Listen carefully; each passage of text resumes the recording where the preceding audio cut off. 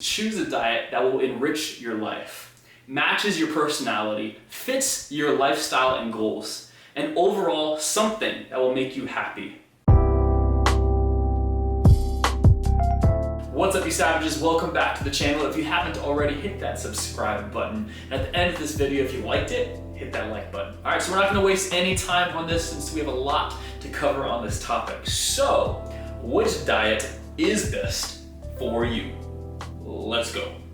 The real answer to this is something you want to hear, but once you hear it, you don't fully believe it because it sounds too good to be true. It's not really the sexy answer you want, and you don't really follow through with things. So, once you hear it, I'm gonna make you hear it twice so that it fully sinks in.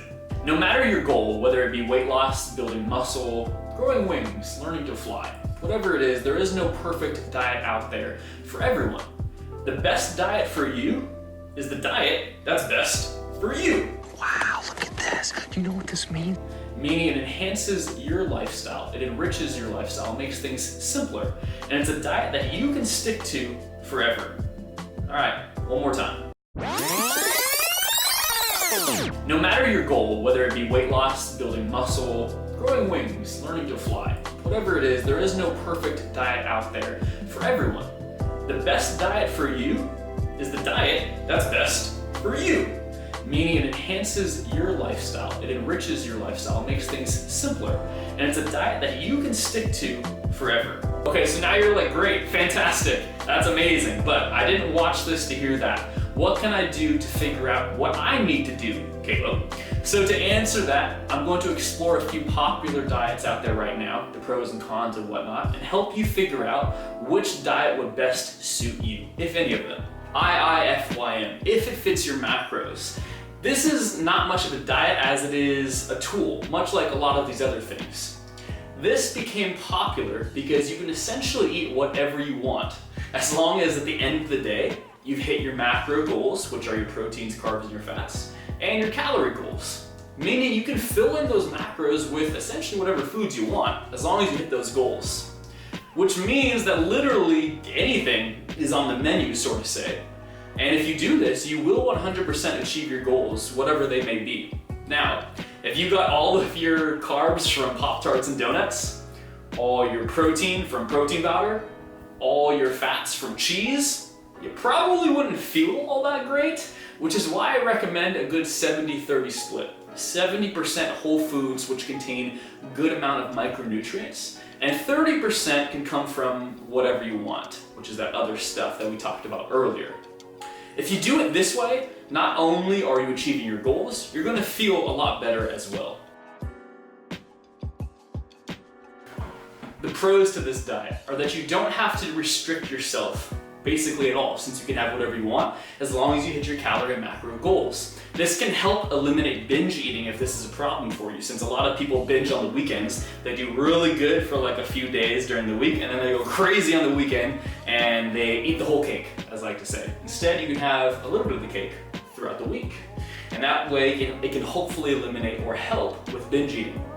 The other pro to this is that you can adjust on the fly, meaning you can adjust based on how many calories and macros you have left. So if an event comes up, your friends want to go out, you want to go get brunch or something, you can adjust on the fly depending on how many calories and macros you have. The last thing, and the biggest one, is that it works. The cons to this, one is that you can get a little too free, so to say, and you'll start to overconsume on everything that you think you can fit in. And while that is amazing, some people end up going over and then they lose track of the diet and they just eat whatever they want again. They're back to old habits. So you have to have a little self-constraint and plan accordingly, essentially. It doesn't take a lot to plan this thing out, especially since, again, whatever you want is on the menu, as long as you're in boundaries of your calories and your macros. The other con to this is that you have to track your calories and macros. So if you despise tracking calories and macros, it goes against your religion, then I probably wouldn't do it. It's probably not gonna work out that well for you. You're gonna get annoyed, you're gonna get stressed, and then you're gonna give up. And then again, you're gonna eat the whole cake and everything's gonna backfire. If you've never tracked calories or macros before, it does have a small learning curve, but once you get past that, it becomes a cakewalk and it's very easy. The keto diet. The keto diet has gained a lot of popularity over the last couple of years because as a society we like to scapegoat things as a problem, and we've been demonizing carbs as the source of our fat gain and obesity. So the keto diet seems like the magical solution. The keto diet is where you consume a moderate to high amount of fats, a high amount of protein, and little to no carbohydrates whatsoever. The idea behind this is to put your body into something called ketosis, which is where you produce ketones to burn as energy instead of carbohydrates as your main source. Now, one of the big misconceptions and the nice taglines around keto is that you burn fat for fuel. That just sounds really nice, right? Even just saying that, I'm like, oh shit, that's pretty cool. But it isn't the fat you're thinking of. You produce something called a ketone, which is an energy molecule created by eating this way. Now, your body doesn't just take the fat and cannibalize itself and use it as fuel, although that would be fantastic. That's just not the way it is, and that's a huge misconception about the keto diet. The keto diet has been prescribed to a lot of people who have illnesses and diseases to help treat that, and in general, it can work very well for a lot of people just for general health and physical goals. Now, to clarify, if you ended up choosing the keto diet for a weight loss goal, I want to clarify that the reason you lose weight on keto is not because you were taking out carbs. Carbs do not make you fat. The reason you lose weight on keto is because you are eating a lot less calories. Unfortunately, our society, in America specifically, runs on a very high carb diet. So you are probably naturally eating a lot more carbohydrates in your diet. Your diet is probably heavily composed of a lot of carbs. So when you do something like a keto diet, you automatically take out that big chunk of calories, which happens to come from carbohydrates. So naturally, you will lose a lot of weight. But that could have happened with you taking out all your protein, all of your fat, etc., etc. But you just happen to choose to take out carbohydrates from choosing the keto diet. So it's not because of the carbs that you took out that you lose weight. It just so happens that the overabundance of calories that you consume happen to come from carbs. The pros to this diet are that it can help you control your carbohydrate intake, which can help you control your calories.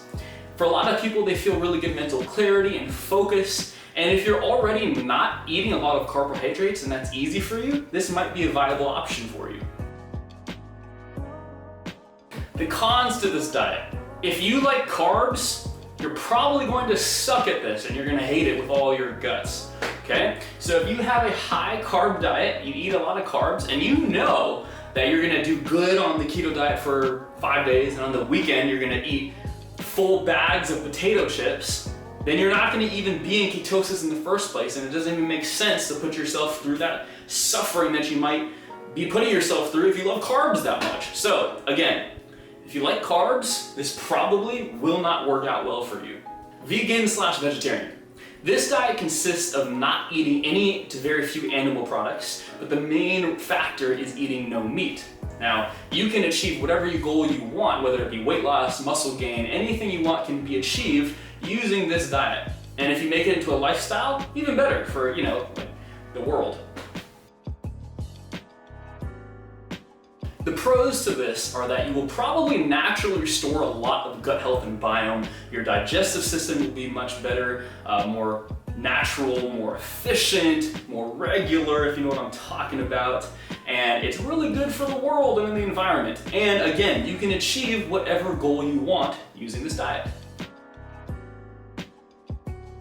The cons to this diet are that if you have a naturally very high animal, meats, dairy, everything type of diet, the transition will probably be a little bit more rough for you, especially since you may not be as open-minded to doing research and switching over to, non-meat based products, fake meats and stuff like that. And then you'll probably fail at the diet, and you'll probably have a bad image of the diet. But if you are open-minded to trying new things, you can give it a shot. So now, if any of those diets resonated with you, give it a shot. But really give it a shot. Do a shit ton of research. Seek out someone who's doing this diet, who's been doing it really well for a long time. Ask for their advice. Do a lot of research again, and then really try it for 3 months or longer, but a minimum of 3 months. Now, if none of those resonated with you, then start looking at what you're eating a lot of. Look at your diet already. If you're eating a lot of a certain macronutrient, if you're not eating a lot of something, if you eat a lot of carbs, etc., then seek out help from someone like myself, a coach, someone who knows what they're talking about. Give them that information, and they will very easily be able to help you figure out which diet is best for you. I always tell my clients that if the diet you're on stresses you out or causes you a crazy amount of unhappiness, you are point blank on the wrong diet and should change immediately. But at the end of the day, please choose a diet that will enrich your life, matches your personality, fits your lifestyle and goals, and overall something that will make you happy. That's all from me, guys. Until next time, stay savage, my friend.